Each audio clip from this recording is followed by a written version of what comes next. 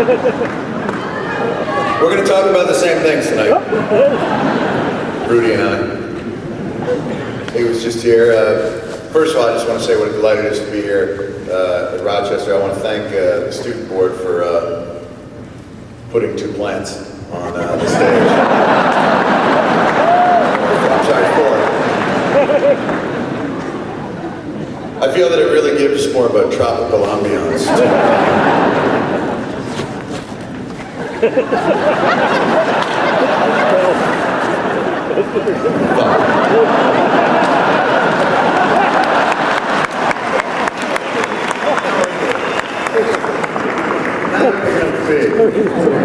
What is for you? Is it this? What is it?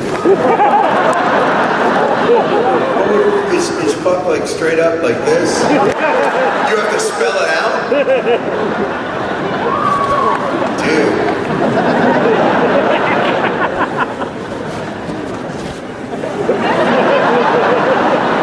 This is gonna be awesome. I'm gonna learn how to sign every dirty word I know.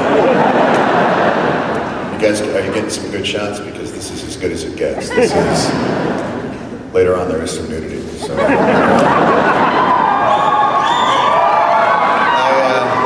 I think my wife would disagree with those hoots, as it were. We'll put this over here. How's your Brick City weekend going? Is it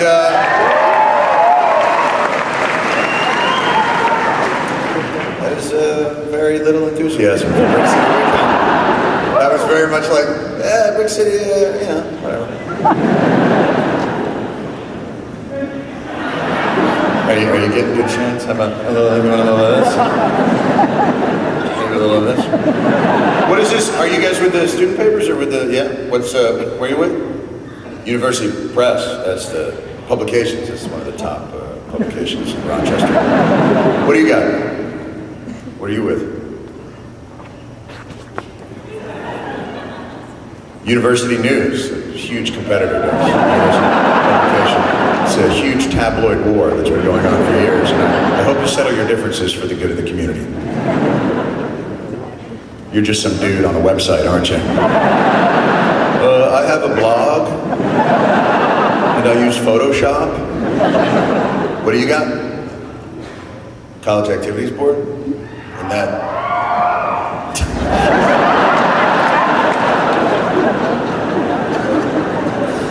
They seem to have pep, sir. Where are you at? Syracuse University. That's a pretty bold step you took. So this is more of an espionage mission for you. You're infiltrating RIT. I guess being in the Big East wasn't enough for you, was it? All they have is this and hockey. You're going to take that away from me. Where is it? Which magazine? Reporter Magazine.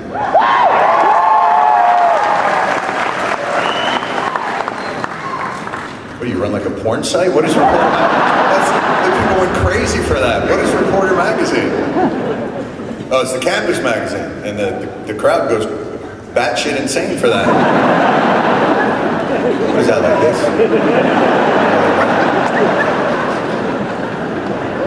Is this bad? Is it really? What would seagull be? You'd have to spell it out. What's fuck again? I'm so gonna use that. I'm excited about this. If I see a cop pulls me over, I'll be like...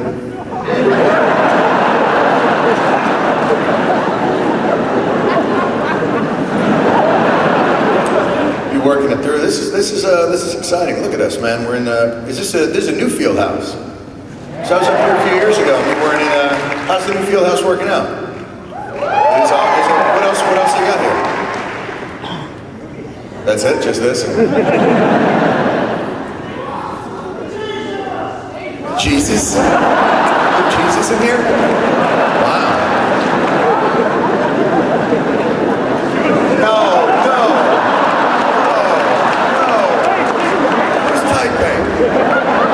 Who's typing? No.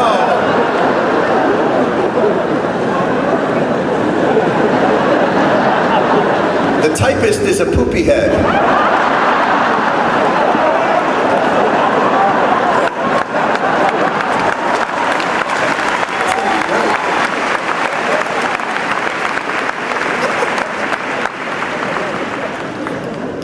Look at us, man. We're in a good mood. It was the Jewish New Year. I partied my ass off. Jewish New Year's, man. I had a great time. What'd you do for Jewish New Year's? You go down to Times Square? It's a lot quieter than the regular New Year's. It's just a few Jews walking around going, so.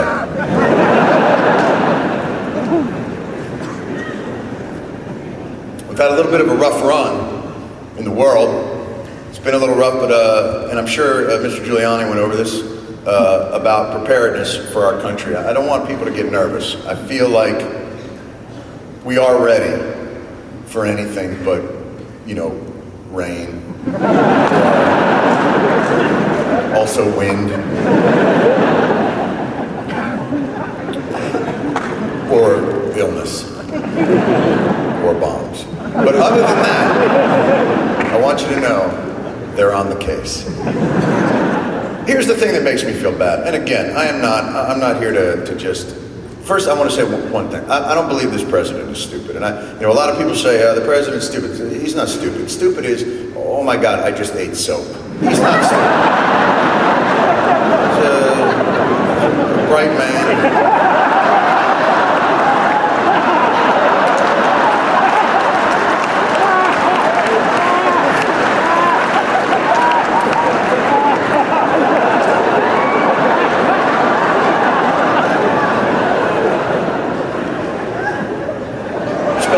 Like the number.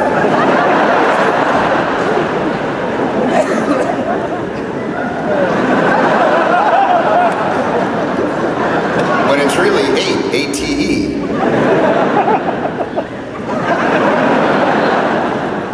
A-T-E.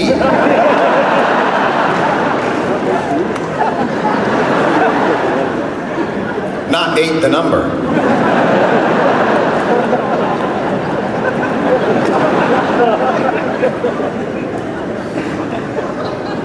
This job fucking blows.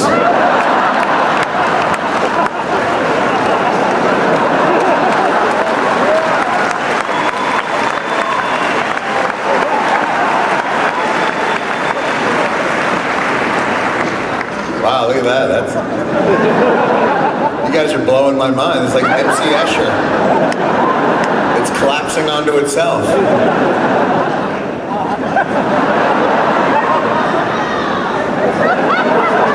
Escher!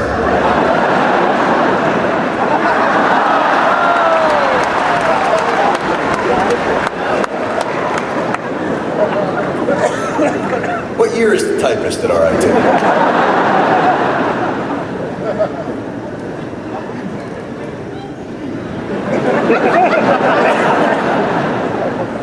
I love cock.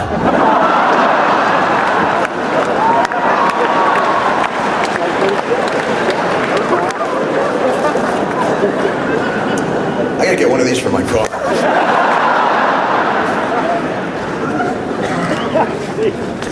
So were you nervous that when the hurricane hit, we were not, now up here obviously you don't get hurricanes, but you never know, the disasters can strike this area too. Canada could invade, we don't know what's gonna happen.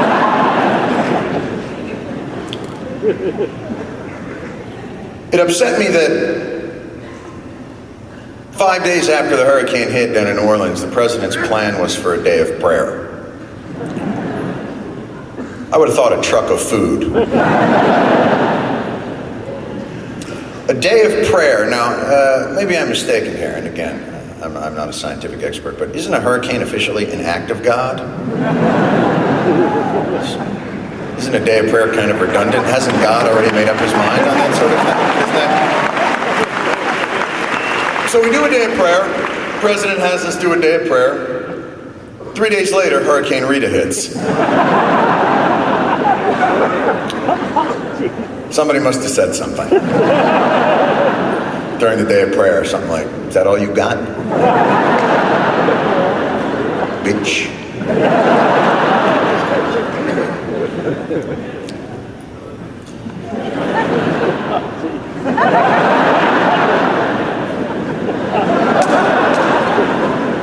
to see this done at rap shows.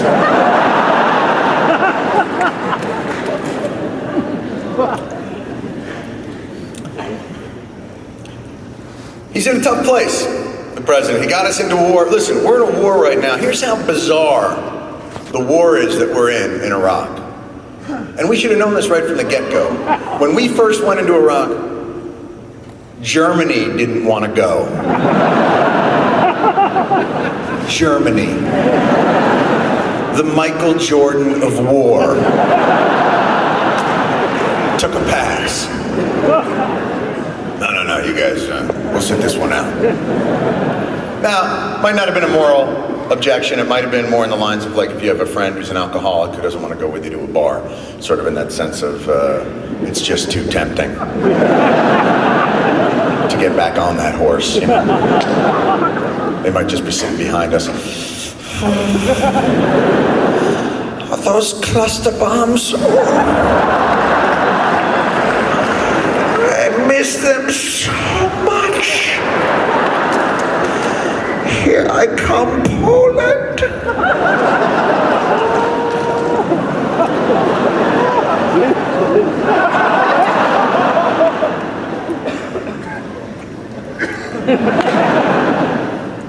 Blah, blah, blah, blah, blah, blah, blah. He must have that on like an F2 button, a blah, blah button. Blah, blah, blah, boop. Gentleman studying to work the CNN ticker. I wish him well. Oh, that's good. All right, I'll leave it alone from now on. So how many, here's the difficulty. I have found, New York is, let's face facts, New York is kind of a blue state, living in a relatively,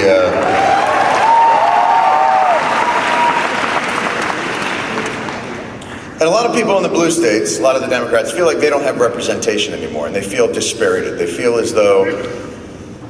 All that, brother! Well said, sir.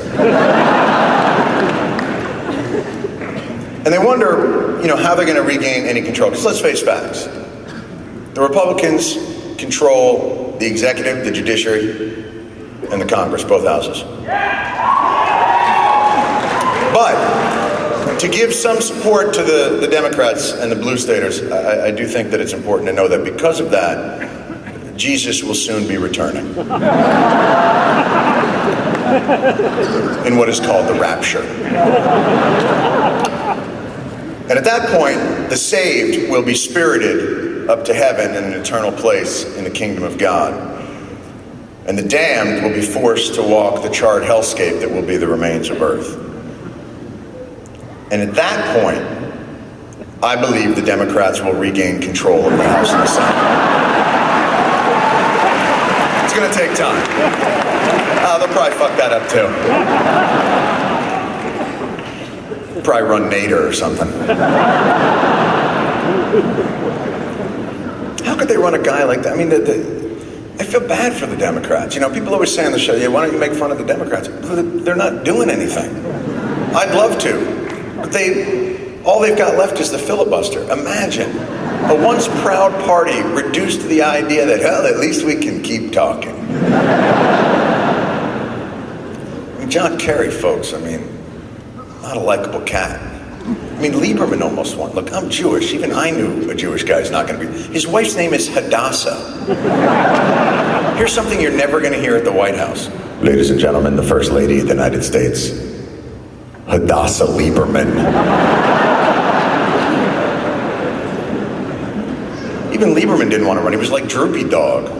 In the debates, they'd ask him a question. Well, I don't really know what I would like to, maybe, I don't know. That's where Bush wins. He's focused. I'm gonna stay the course. Freedom is good, it's on the march. Freedom is delicious, tastes like ice cream.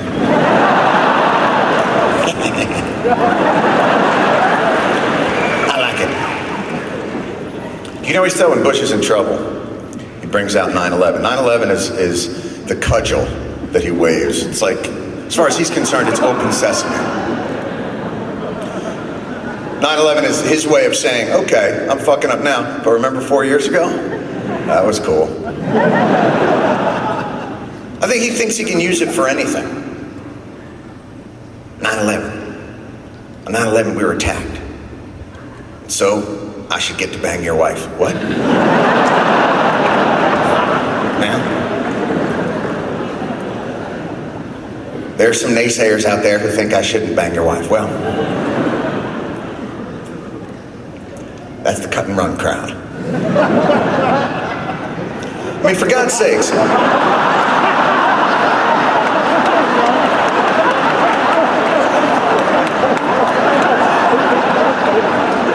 Do they need this and you? Can't they just have you?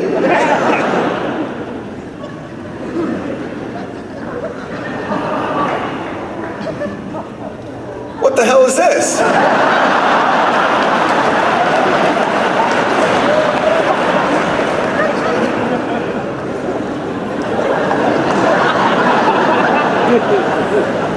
What the fuck's going on around here?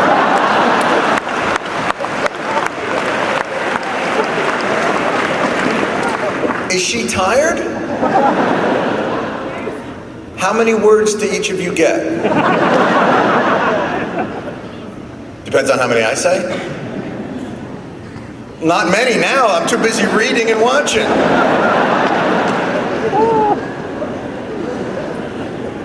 So do they, is this for, I know there's the deaf schools here, yeah?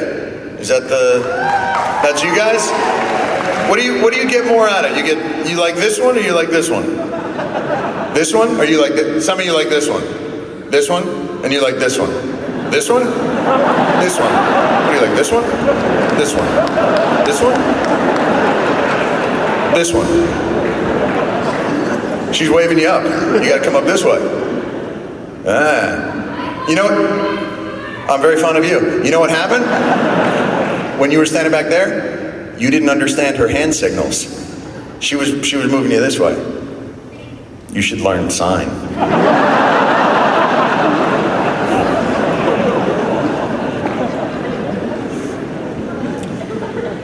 So you're young people. Do you feel hopeful?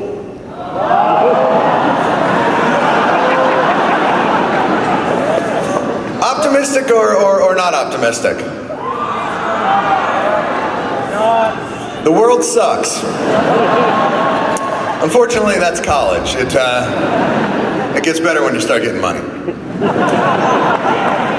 Jon Stewart not for president, and I'll tell you why. Jon Stewart is incompetent. I'm a comedian, I write jokes. We need actual good leaders. You know, it brings up an interesting point. I mean, and we should probably talk about this. It's kind of an interesting situation. The leaders right now, I feel like, are letting us down because they're not dealing with the issues that people really care about, because you all study the bell curve, right? The bell curve is, there are extremes on both sides, and in the center is the majority. And I think the electorate is very similar to that. We're the center, and those two extremes, unfortunately, are what are controlling the debate. They're the ones that are the extreme right, the extreme left. They're the ones kind of in Washington. And the ones in the middle are us who have shit to do. We have to go to class, raise kids, mow the lawn, paint houses. They're the ones with time to drive down to Florida, put duct tape over their mouths and write life on it. You know, that's... And the problem with that is, if you look at a bell curve, what you'll notice is the right side of the bell curve and the left side of the bell curve can't see each other. We're blocking their view. So they live in different worlds, where reality is subjective then. Terri Schiavo is the perfect example. On the left side, she's just cells, protoplasm, dead, 15 years. On the right side, she's a couple of Pilates classes away from joining the Rockettes.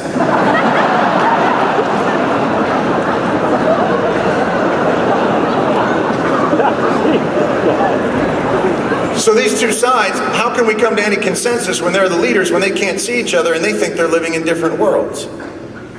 And so they don't have the right solutions, you know, that they can provide.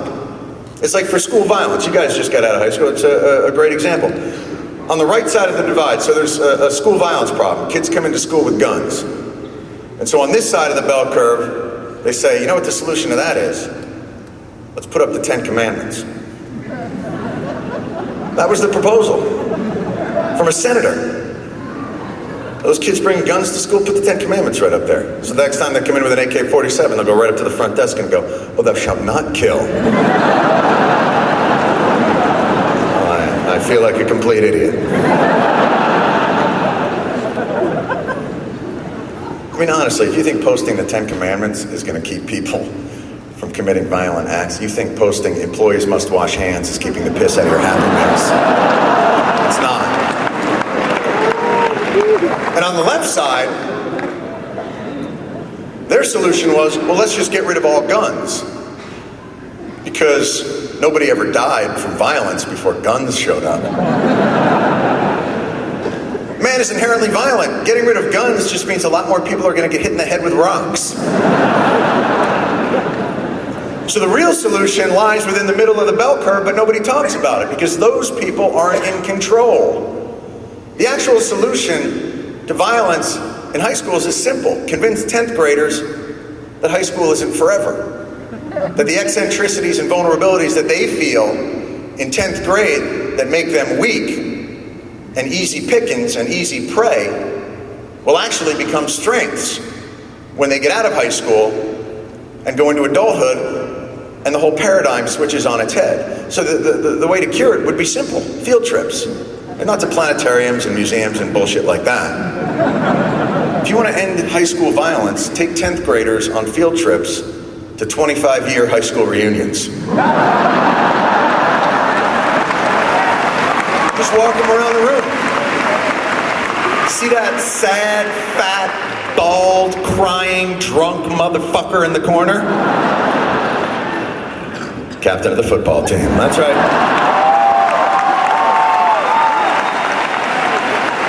The only place to call him captain now is Long John Silver's. Kind of a sad story.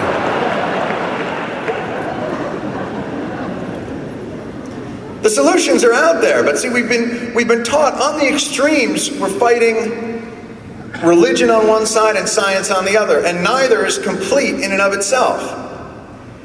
There is an intelligent designer who created us. Well, who created the intelligent designer? La la la la la la la. We're just blobs of protoplasm that got luckier than other shit that's growing on the bathroom floor. How do you explain conscience and soul? Blah, blah, blah, blah, blah, blah, blah. It's all combined. And people that put their faith in one or the other with equal dogma are unfortunately the ones in charge. And so it's a drag. I mean, I always find that, and that's how they end up using issues that are of no import. You know, one of the biggest issues in the last election was, which blew my mind, here we are at war. And one of the big issues in the election was gay marriage. Gay marriage, really? Gay marriage? I can understand gay marriage being an issue if it was, I don't know, mandatory. If the proposal that they made was, everyone has to gay marry, but I'm already married to a woman, well, fuck it. You gotta gay marry now. Okay, that I could see as an issue. But gay people wanting to get married? Isn't that wanting to form more stable units? Families that put together? What is the fear of the gay agenda that has so upset people? What do people think that if gay people are given a place at the table, they'll be so convincing we'll all end up blowing them? What is the issue? You know, I'm straight. But you've made such a convincing argument.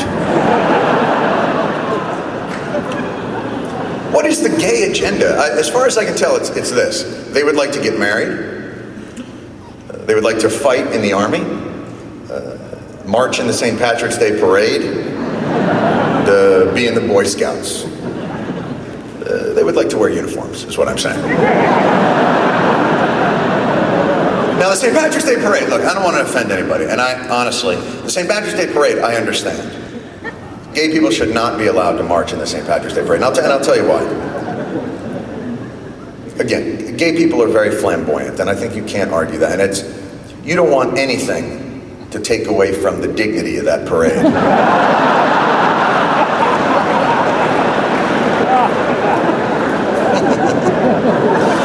You don't want some gay guy checking you out while you're pissing behind a dumpster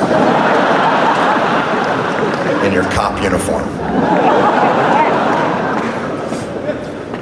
Gay people aren't allowed to fight openly in the Army, which I can understand. The Army is flush with recruits, and they can afford to be very discriminating right now. What is the issue of gay people fighting in the Army? What is the Army afraid going to happen? Private, shoot that man. I can't, he's adorable.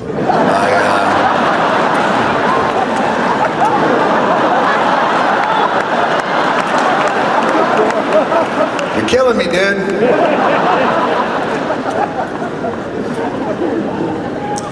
You know what I think the Army's really afraid of? 1,000 gay guys with M16s going, who'd you call a faggot?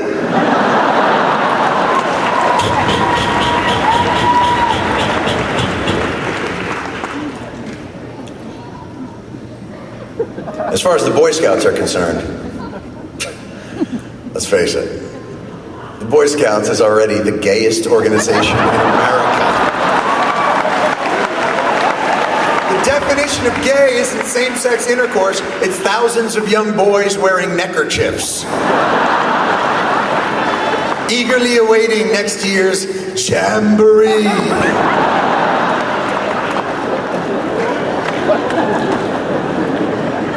Where do you think the word camp comes from?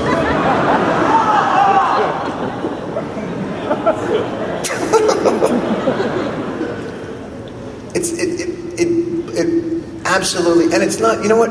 A lot of the people that have issues with gay marriage, they're not bad people. They're just, their fear is being preyed on.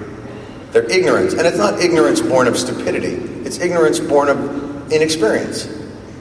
I grew up in an area that gay people, we didn't know what they were. Central Jersey, blue-collar town. That is a mistake, by the way. Applauding Central Jersey. I appreciate the sentiment, but we all know it's kind of a shithole. I was raised there.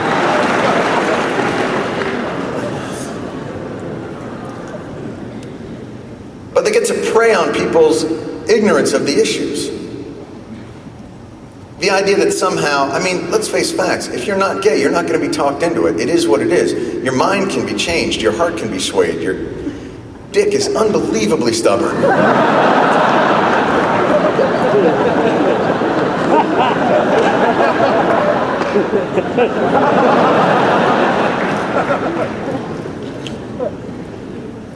I have an illustrative point to this issue. We have, you know how like people get tapes from the internet, or like they download a file and they pass around like, oh, look, this guy's hair is on fire. It's funny. You know, pass around.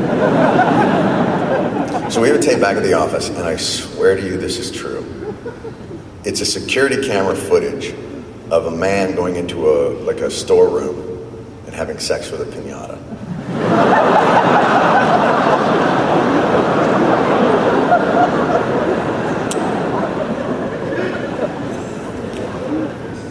You guys took that pretty well.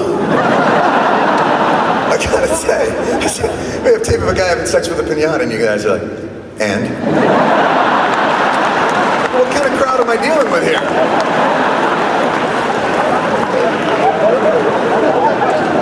Yes? When does the story get weird?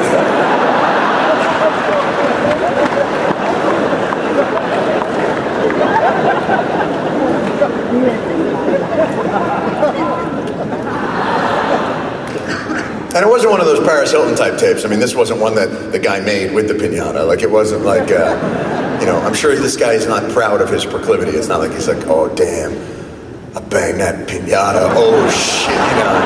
That crepe paper was all blue and red, and I was like, damn.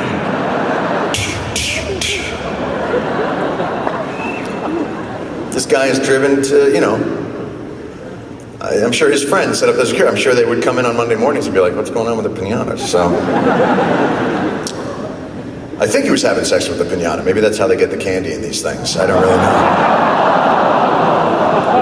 Maybe that's why they blindfold you before you hit it. Hold on. I want to get one more Snickers bar in here. Hold on. Oh, yes. Oh, yes. Good piñata. No tilde? Dude, you don't have a tilde? E. There you go.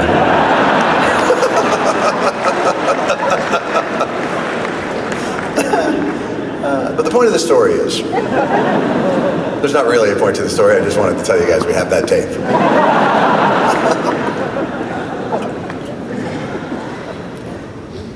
It's used to divide, and it's a great technique,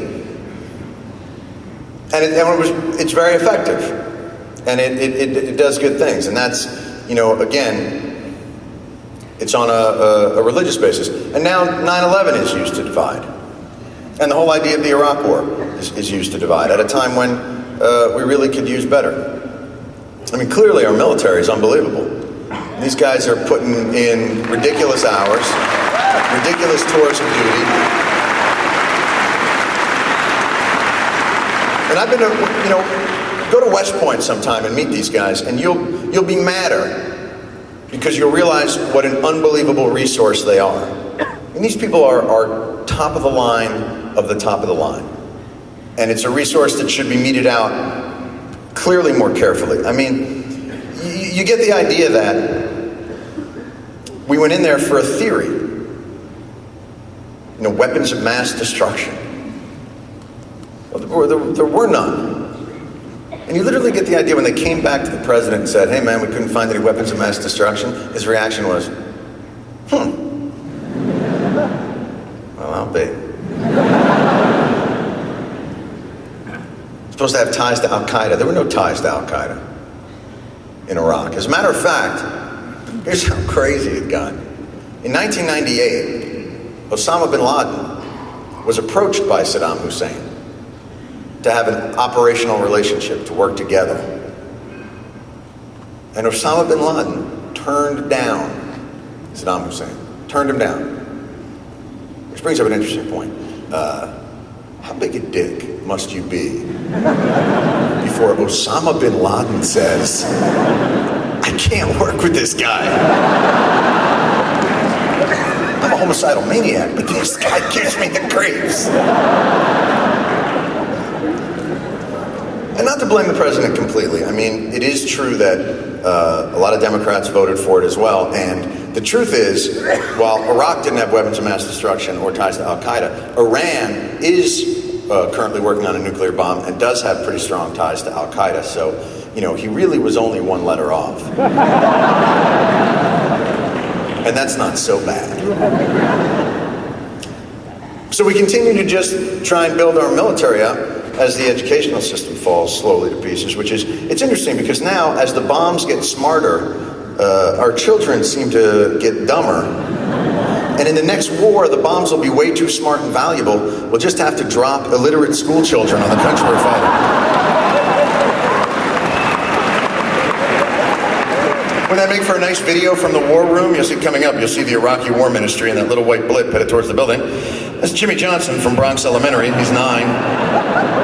He's got a can of spray paint. He's going to vandalize the roof. Here he goes. He's going to write "Eat Me" right in the ceiling. Hold on. Here he goes. E-E-T.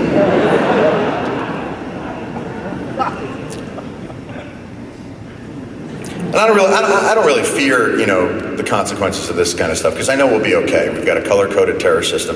That's great. And we have the emergency broadcast system, so that's going to save a lot of lives. What if you're not watching TV or listening to the radio? Do they just come to your door?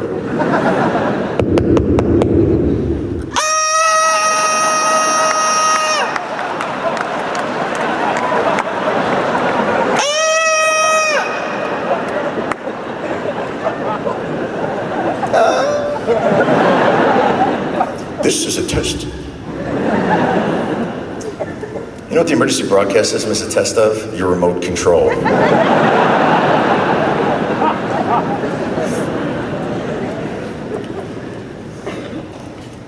can't they just work on shit to make, isn't there some way? I thought technology was supposed to save us. Do you know what they've recently done? They recently reconstituted the 1918 avian flu, the one that was the pandemic that went across the world. They reconstituted it. They made it come alive again just to see if there was anything they could learn. Hey, I have one quick lesson. Don't reconstitute the deadly virus. What are these scientists doing? In 40 years, do you know the one thing they've cured? Erectile dysfunction. Polio was the 50s, then now it's impotence. Okay, so they cured impotence. Now they're just trying to make sure that you can have a hard-on all weekend. Do you see the commercials? Don't you think people should say, okay, we're hard. Move on to cancer. It's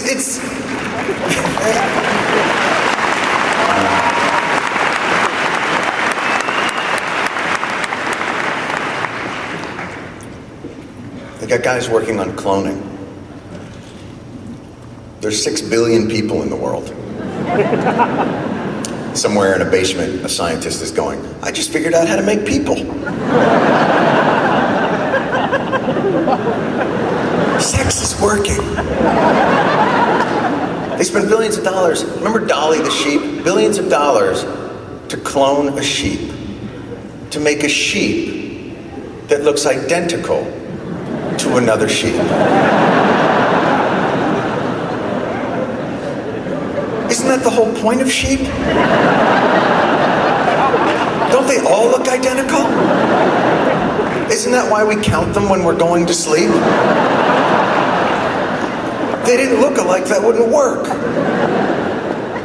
1, 2, oh shit. That guy had a unibrow.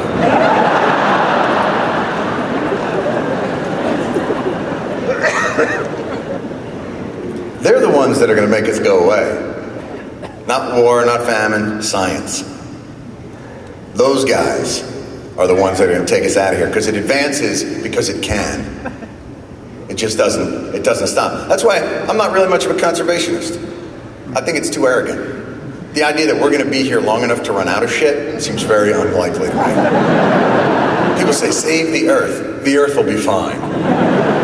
We're the ones leaving. As far as the earth is concerned, we're a mild case of eczema. And I'll tell you how I know. Science just marches on with no idea. Did you know right now in Brookhaven, Long Island, they have a giant particle accelerator, super collider, that is shooting gold ions at hyperspeed at each other. And the reason they're doing that is they postulated that these are the conditions that created the Big Bang. Now just think about that for a second. A scientist said, I think I figured out how the universe started. Let's go do it. Let's give it a whirl. And you know what's fucked up? They're going to. It's gonna happen. Man will leave this earth not with sadness. The last thing that we say won't be, my God, what have we done? The last words man will utter on this earth are, hey, it worked. Because the limitation of science is the limitation of us. We're idiots. We got swept up by the Macarena. We don't know anything. For everybody working on cures and things, and now there's 10 other dudes in a back room trying to grow a dick on a cow's head. You know these people. You room with them. They are the scientists of the future. This is not healthy.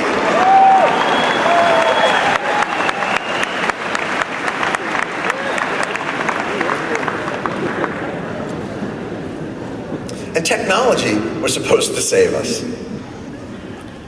The technological revolution, the internet. Dude, the internet is nothing. It's another way to shop and jerk off. That's all it is. It's technology that already exists, combined. It's as stupid as a camera phone. It's a TV and a phone. And they sell it like it's this amazing revolution. But it's all marketing. Surf the web. Ride the information superhighway into cyberspace. Because what are they going to say? Sit in your room and type.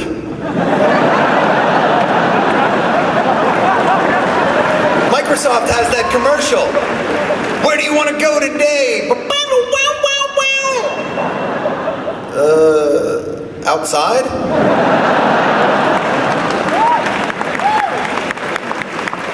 But they got us. We feel like now we can't live without it. Like it's this thing that exists that's bigger than us. We're not bigger than it. I knew when they had us at Y2K. Don't act like you weren't scared. You were scared. Y2K, you did that Y2K countdown New Year's Eve, didn't you? 10, 9, 8. Is India still there? What were we afraid of? Let's just think rationally for one moment what it was that we were afraid of on Y2K that had the entire world paralyzed with fear. At midnight, in the year 2000,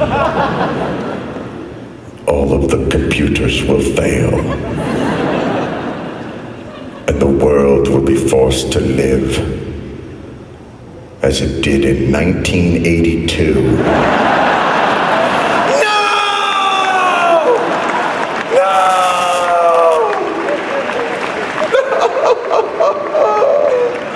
I can't be hungry like the wolf again.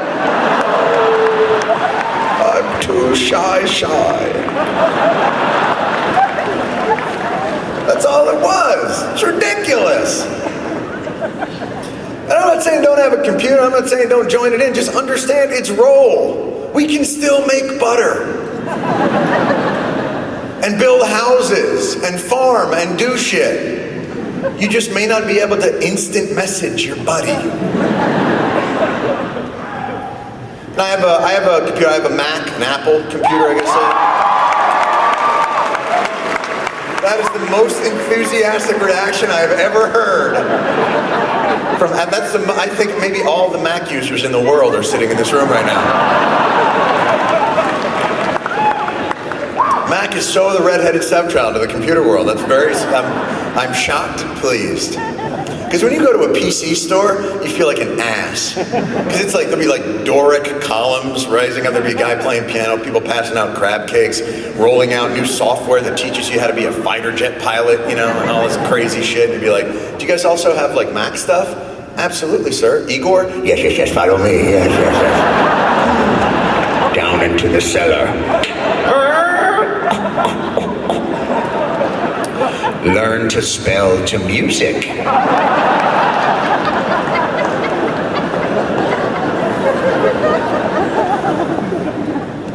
They think they make it up to you by making the iPod smaller and smaller to the point where literally there will be an iPod suppository. You'll get 1,000 songs you can carry in your ass. You literally will see people just training themselves to do this. Oh, I don't like that song. Oh, that's a good song. That's not a good song. Oh, that's a good song. Yeah, that's my favorite song. I love that band. Oh, that's a good band. Everybody.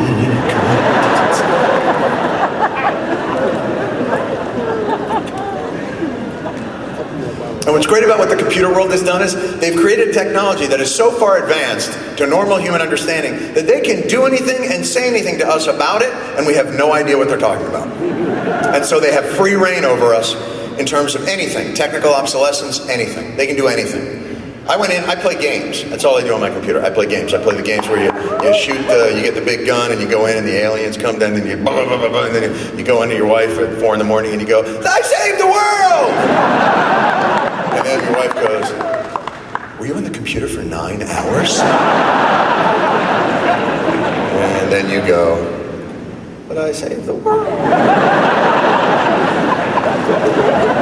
So I get these games, and I'm playing them on the thing, and they keep advancing technologically, the computer games, as you go along. So at a certain point, you can't really, they get better than your computer. So that's what happened to me. So I go to the Mac store, and I'm looking for a new computer. And the amazing thing for me is I don't know how computers work at all. And yet I sit and I have a discussion with the computer guy about why this computer is so much better. It's got 2 gigs, 673 megahertz processor. Really? That's good? As far as I know, there's literally 8 really smart gerbils in there. Just running around pressing buttons. If he said to me, this computer's unbelievable, 12 gerbils, it's not 8. Yours has 8, this has 12. It's a really good computer. I'd be like, all right. So they can say anything.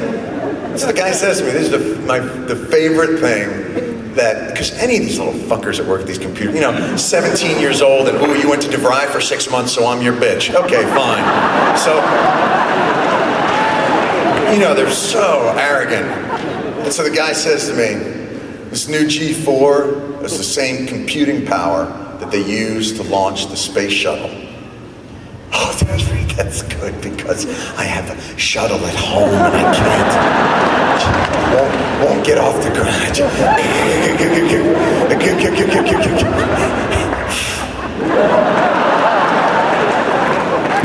So I buy it. I bring it home, the new G4 silver 2 gig megahertz thing.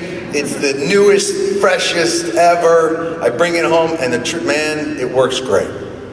I put that computer game in, and is your computer ever happier than when you put a new game in it? Put it in that little DVD slot, and it just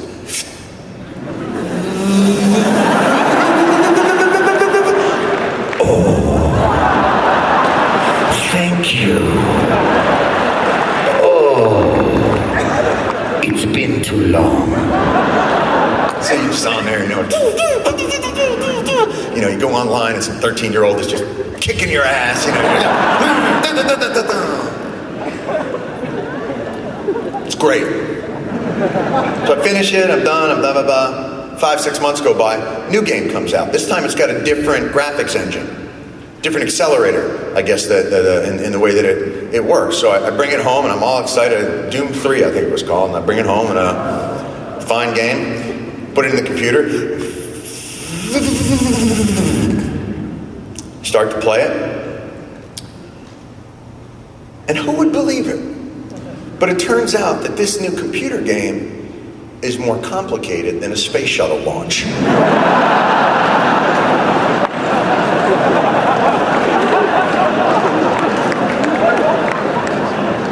Now, if you were a piece of technology that is used in such unbelievably important and life-threatening missions as the space shuttle, and you had a piece of software placed in you that you didn't recognize, would you pop up a diagnostic menu to perhaps interface with your user so that you could go down a series of checkpoints to discern where the issue is and what might be done to rectify this situation? Or would you fucking freeze?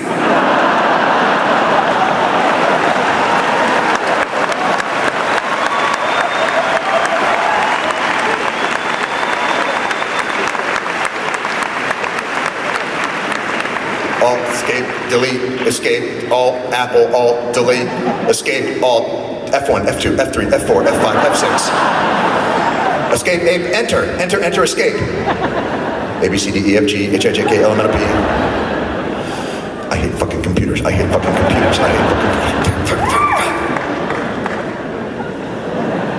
Is he still out there? What's he doing? Looks like he's rubbing his balls on your monitor. Cool. Wait a minute.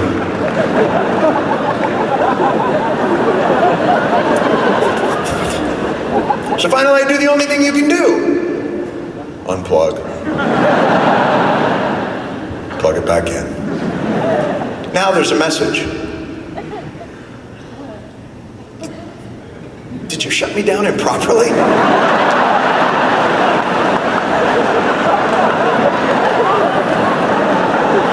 So disappointed in you. Shutting me down improperly. What kind of an asshole are you?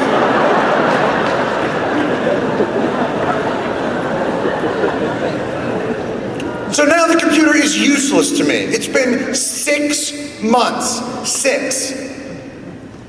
So I bring it back to the Mac store.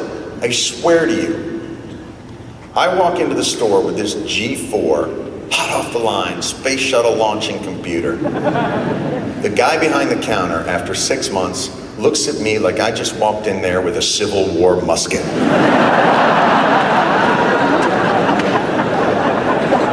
Oh, dude, is that the old G4? Oh, shit. In 6 months, I've gone from being on the cutting edge of technology to being Amish.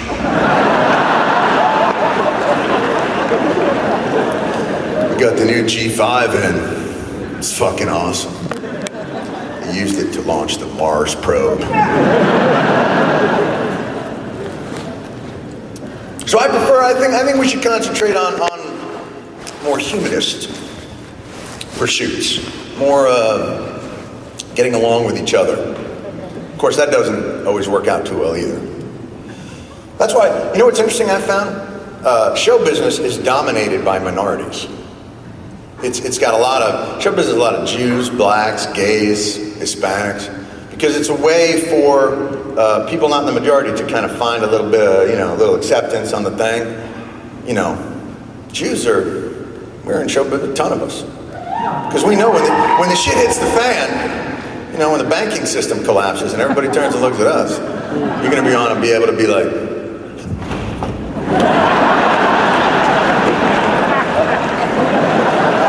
huh? We're very entertaining people.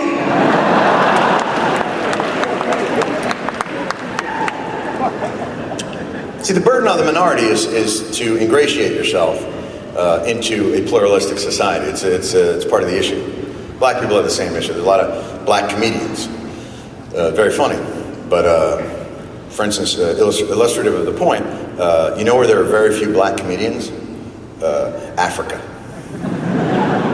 They don't feel as much pressure to be funny there. Whereas here, that's why I don't understand, there's tension between the Jewish community and the black community. Jews and blacks fighting each other. For what? Jews and black, we come from the same history. We should get together and get whitey. Wrong crowd? I'm sorry. Jews and blacks come from the same history. 2,000 years of persecution. We've just expressed our sufferings differently as people. Blacks developed the blues.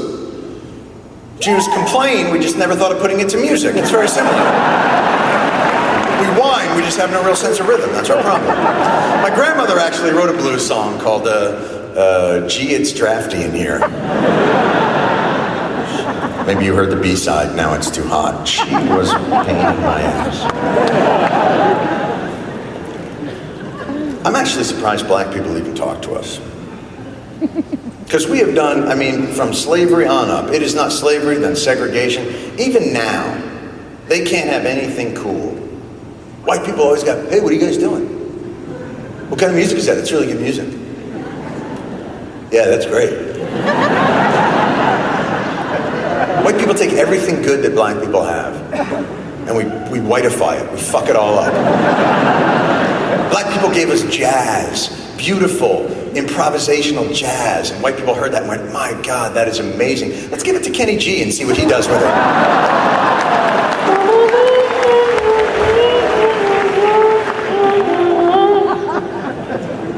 Slang, street language. How many white kids hear street language and think, that sounds nice? So they just start using it. Hey man, how was that party? Oh, that party was off the shizzle. You're white.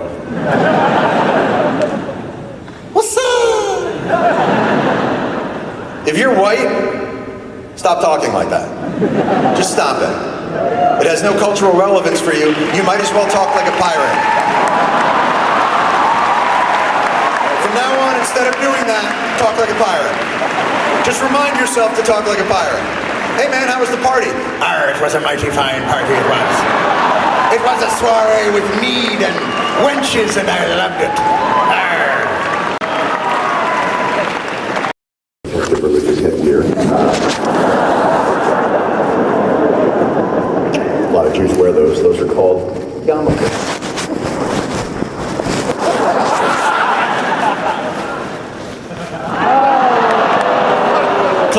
dude. By the way, they're called yarmulkes, not Jew beanies.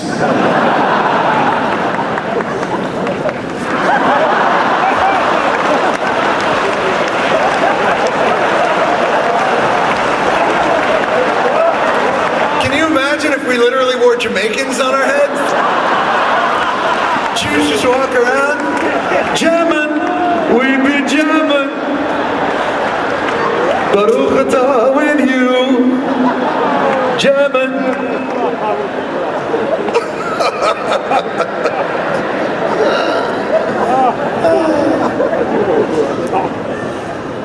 Why do you have to wear shit on your head to prove you're religious? Why is religion so exclusive? I'm wearing something on my head. I am more pious than you. Really? Look at me. I'm wearing something on my head and offering God a delicious beverage. I am more pious than you.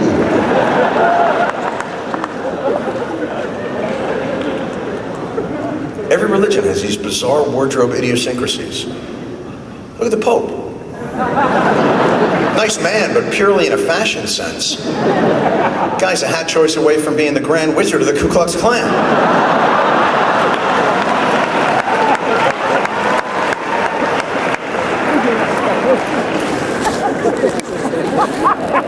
And not so funny when it's your guy, huh? All right. Jew, Jew, Jew, ha ha ha, Pope.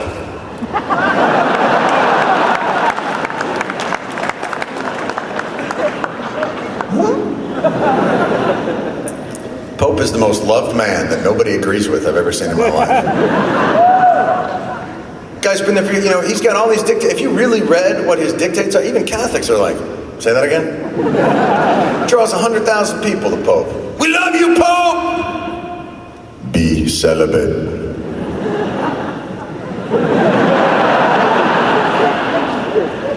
You rock!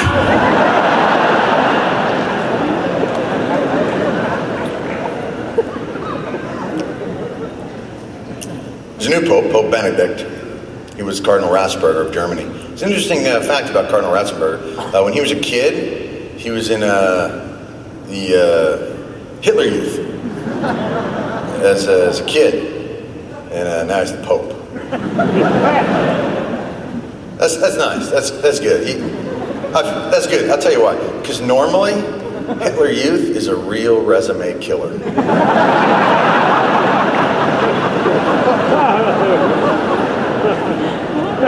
Normally that just ends the interview right there.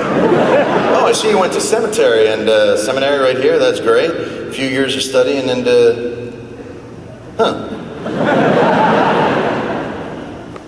what's the Hitler Youth thing? Oh, the Hitler Youth. Yeah, that was, we were kids. That was fucking crazy. It's like the Boy Scouts, without Jews.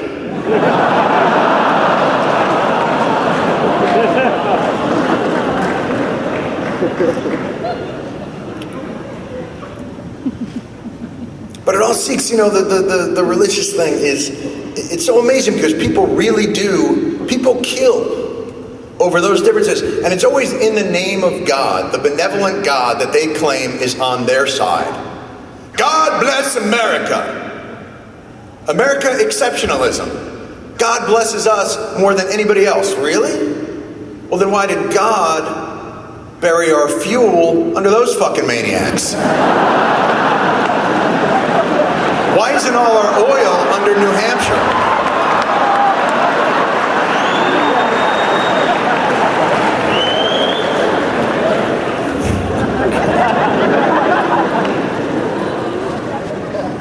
I mean, God doesn't sound, here's the thing that God did that seems like it wasn't so good, because, we're in the Middle East right now, and this is the hotbed of fanaticism, and will always be the hotbed of fanaticism, because God in his ultimate wisdom decided to put all his monotheistic religions in like a 2-block radius. Judaism, Christianity, and Islam all began in Jerusalem, all began with Jesus, Muhammad, and Moses all went to the same high school. Do you see what I'm saying? It's ugly over there. Has anybody ever been to Israel? You bet. It's freaky, man. It's not Jews like we know. It's not the, hey, will you help me fill out my taxes Jews. It's a whole different Jew. It's you get off the plane in Israel and immediately they're like, welcome to Israel, the Holy Land. I'm from America, home of the Whopper.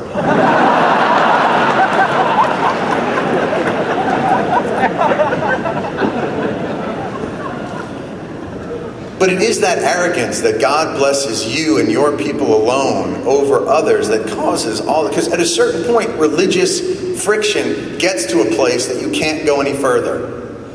You literally get to a certain place in the argument where you have to say, well, no, because the Bible says it is so. So a Muslim would say, well, actually, no, the Quran says it so. And a Jewish guy would say, well, no, the Old Testament says it so. And then they all stand around looking at each other until somebody shoots. And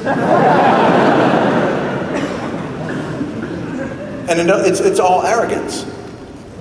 Read the Bible. Really, it's not about God. It's about us. It's our story. And it's always about God blessing us and creating us in His image. God created man in His image. Really? Have you ever looked at your scrotum?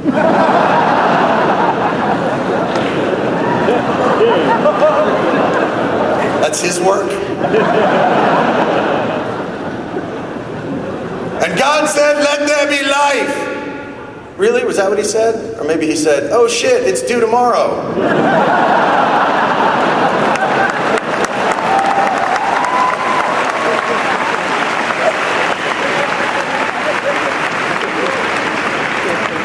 And I'm just talking about religious fanaticism, which is a whole other insanity. I'm talking about even just day-to-day religious worship in the way that we just blindly accept certain realities about religious life that don't even really make much sense. Even in the way that we celebrate religious holidays shows our own limitations as people to not be able to accept the real meaning of whatever it is we're supposed to be accepting. Easter is a great example. Here's the holiday of Easter, as far as I can tell.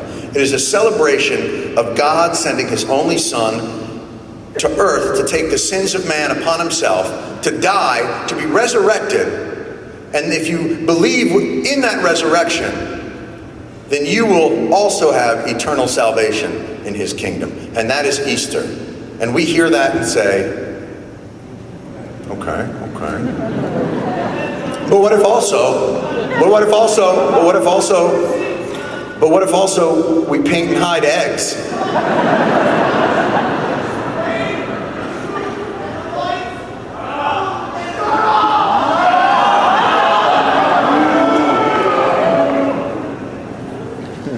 See, this is what I'm talking about.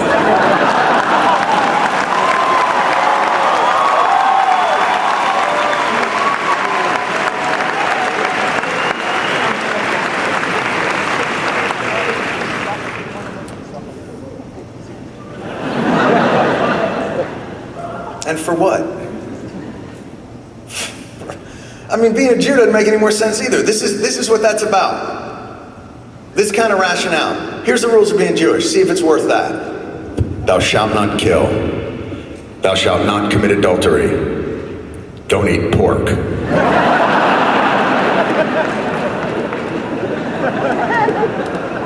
Is that the word of God, or is it just pigs trying to outsmart everybody? What did God give a shit about pork? I think the pigs learned ventriloquism. Some guy's coming at him with a hatchet, and the pigs are like, this is God, get away from the pigs.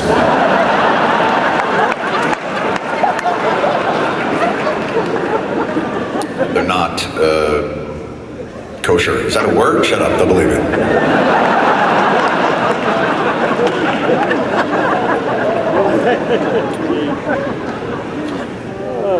Every religion's got its rules, man. Catholics have the toughest. Don't masturbate. How'd you find out about that? I'm God, I'm everywhere. Damn. What about pork? Yeah, go ahead, have a sandwich. Catholics can eat the pork, they just can't play with it. That's where they've drawn the line.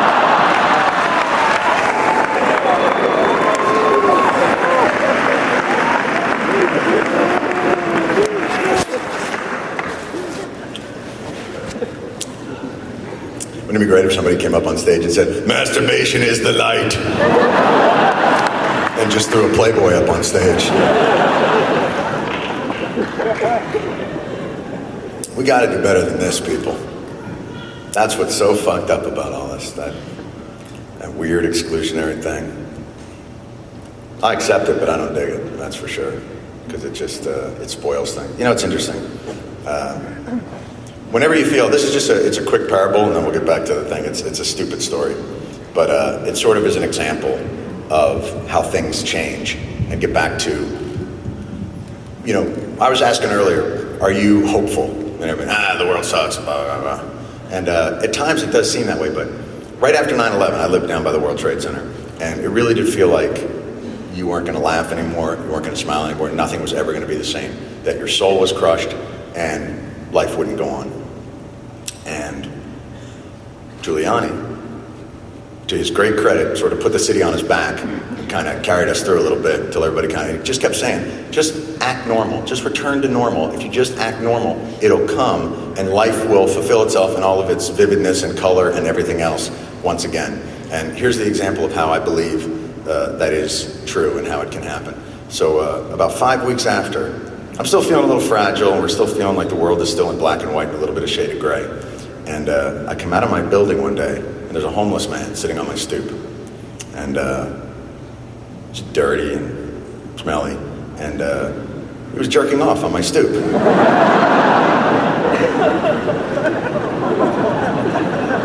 And I remember thinking, yeah, we're gonna be okay.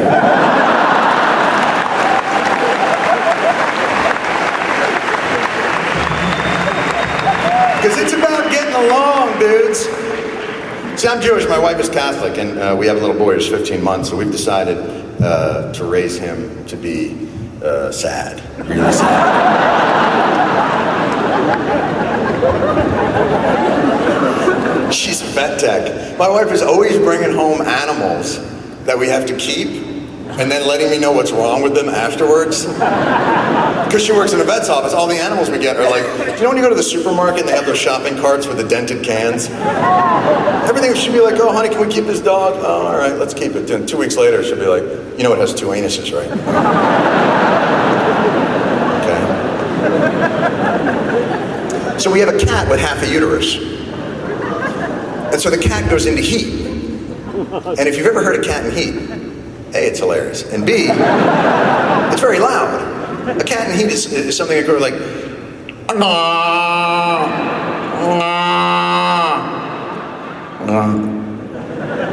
we live in an apartment. You know, like when the cat goes into heat, she climbs to the top of the highest point in the house, which is the refrigerator, and she puts out her butt like a radar dish and begins her transmission day.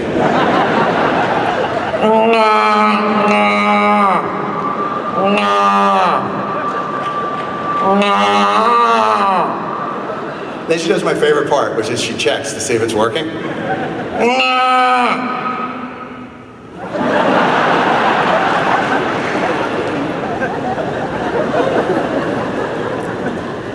I don't know what she's doing. She's the only cat in the house. And I'm not fucking her. Seriously.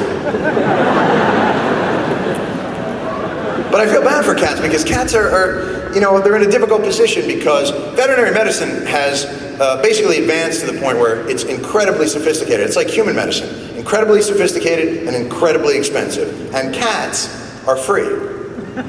So it puts them in a really tenuous bargaining spot. Because people don't cat shop. Hey, where'd you get your cat? Oh, we went shopping, I got a really good one. You know, it's always, hey man, how'd you get your cat? I think it just showed up one day. I gave it some milk. That was like 19 years ago. So let's say you got a cat, and let's say your cat gets hurt. Let's say your cat blows out a knee. If cats have knees, which I don't really know. But if they do, let's say your cat is, you know, running on AstroTurf and cuts. And gets a paw caught in the turf and, you know. So you bring your cat into the vet, and the vet's like, all right, we did an MRI, and the cat has a torn anterior cruciate ligament and a medial collateral ligament. We're going to do a total reconstruction. What we do is we fly a guy in from Colorado. We're going to take a tendon from the cat's forearm, and we're going to attach it with 4 titanium plugs and tighten it down. And then, after 6 to 8 weeks of a hydrotherapy program, where we try and loosen it to a certain point, we go back in arthroscopically, we remove the titanium plugs, and then 6 to 8 months of therapy and possibly some other surgical procedures. Your cat should be around 80-90%, and we feel pretty good about that. And people's reaction is always the same. Wow, you can do that? Wow, do you have any other cats?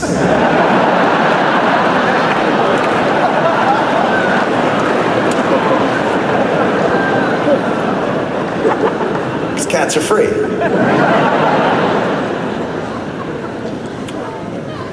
So I ended on a little story about my dog.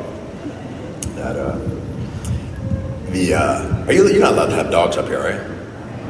You're allowed to have a dog? Oh, you're kidding me. Is he like a work dog? He's a good dog. He's showing me his ass. I think that's a good sign. It means he's enjoying himself, right? Is he a garbage eater? My dog's a crazy garbage eater. You ever want to have a good time? Watch your dog's eyes when you're putting like dinner plates, when you're scraping them into the garbage. Just look at the look of just absolute incredulity in your dog's eyes that you're throwing away gold. He'll just sit there.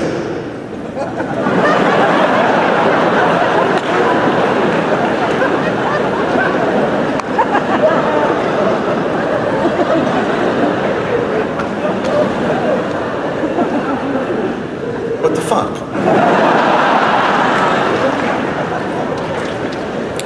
So on my birthday last year, the dog gets in the garbage, and it was really heavy-duty dinner, steak, cake, the whole thing. So the dog has himself a tremendous feast. And around 3:30 in the morning, the dog gets, I guess what veterinarians would call explosive diarrhea.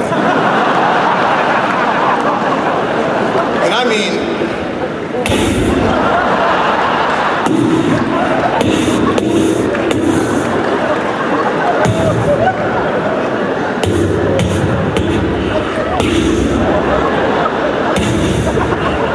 you turn on the light and just see.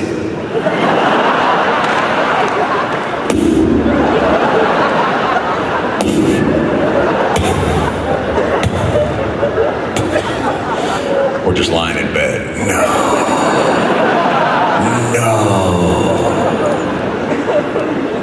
Although for a second, you just feel bad for the dog, but mostly it's just no.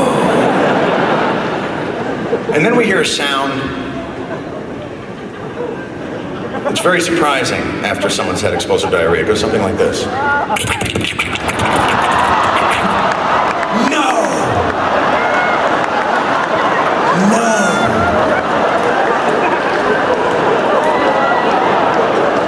Oh my God. But for a second, you're a little relieved. Feeling like, well, at least we don't have to get up. But unfortunately, apparently, eating your own explosive diarrhea doesn't sit well with your stomach. So about 10 minutes later, we hear,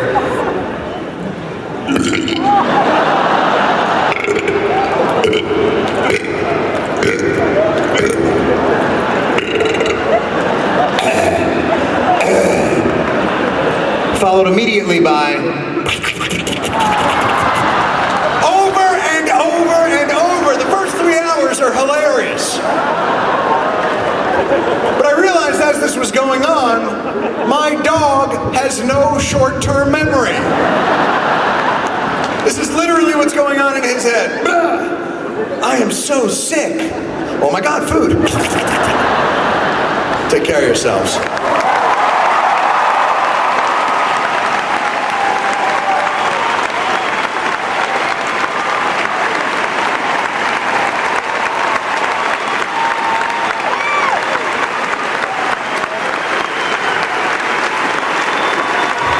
Thank you guys. guys very much. You were an awesome crowd.